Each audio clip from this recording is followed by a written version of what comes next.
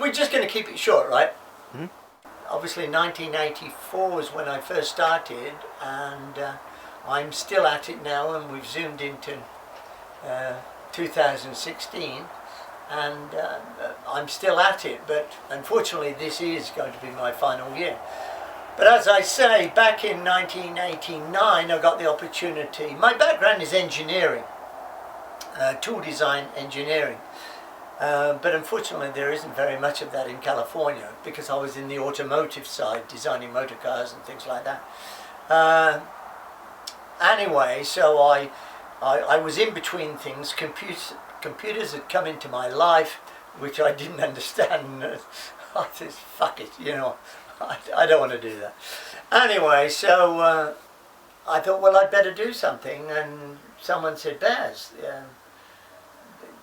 why don't you open a B&B with all your connections, all your running connections, and maybe, it'd be something interesting.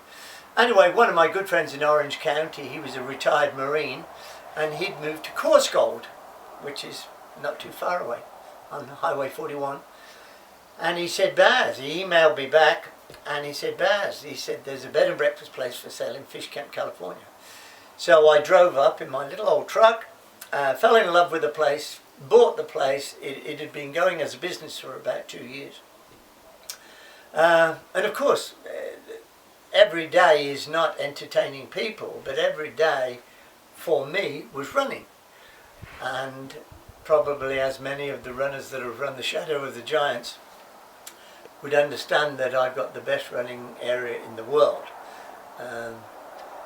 And it worked out fine for me, because I could still run my business, whereby I would tell my answering service, excuse me, I would tell my answering service where I'm going to go, and of course it amazed them to say, well, where are you going today, Baz? And I'll say, oh, well, I'm running about 5 or 6 hours, and I'm going this direction and that direction.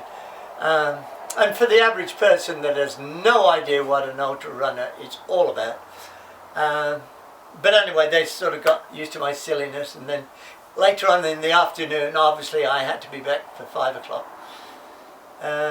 Later on in the afternoon, I would just call them up and say, did I miss any phone calls? And oh yes, you've got a guest tonight. And so that's the way it was. And I ran the business for about 13 years. But at the same time of me running around and already having several races down in Orange County, I felt that, hey, I can design a nice little race up here. And then it was deciding on what sort of distance. Well, my daily runs consisted of a 20-miler or a 25-miler. But just to add a few more miles, and especially when I'd investigated the whole area, there's a little place called Nelder Grove, which in actual fact has 3,000-year-old trees. No, I didn't plant them, but it just so happens that I got to know the people who named all the trees on my runs. I'd run into these people, and they say, what are you doing up here? And when I told them I lived in Fish Camp, and they said, did you drive up? And I said, no, I ran. They couldn't believe any of that. But anyway, they became good friends of mine, and would always supply me with water and a piece of lemon or whatever I wanted to get through my day. Anyway, so I mapped out this course, and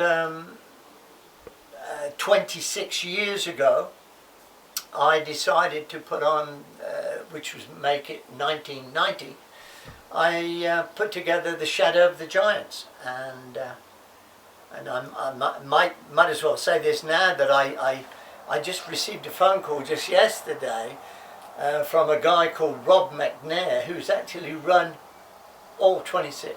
Or he will have run all 26 if he finishes, in a few weeks' time.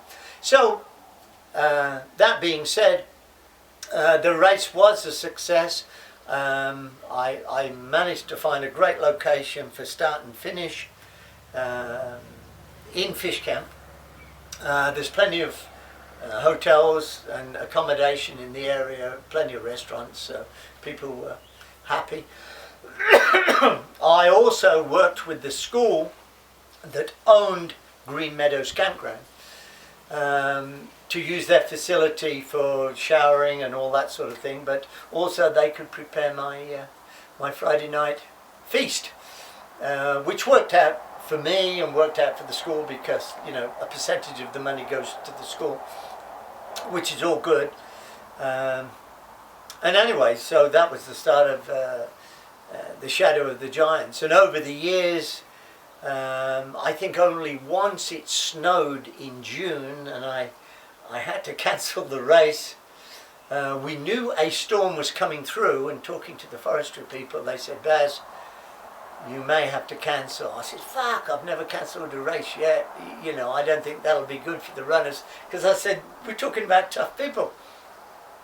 But that really wasn't the case, and when it started to snow really hard after about 3 hours, I knew, this might have to be the end.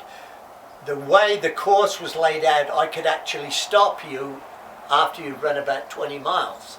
So it worked out fine that I just put the border up and I said, "I'm sorry guys, you'll have to run back to Green Meadows, this is on Jackson Road, and call it quits." But literally I think 18 people did fit. So anyway, the Shadow of the Giants is finishing for me this 2016, but I'm hoping my good mate Nate will take over the job. He's run it himself several times, and he already has several races in the hood, we'll say in Fresno area and in the Valley area, and I feel confident that he will continue the race as it is. I will try and attend as many years as I can into the race as I'm needed, and because I just like abusing people, and runners seem to like me abusing people. So anyway, that's as much as I've got to say at the moment, but I hope everybody's enjoyed it.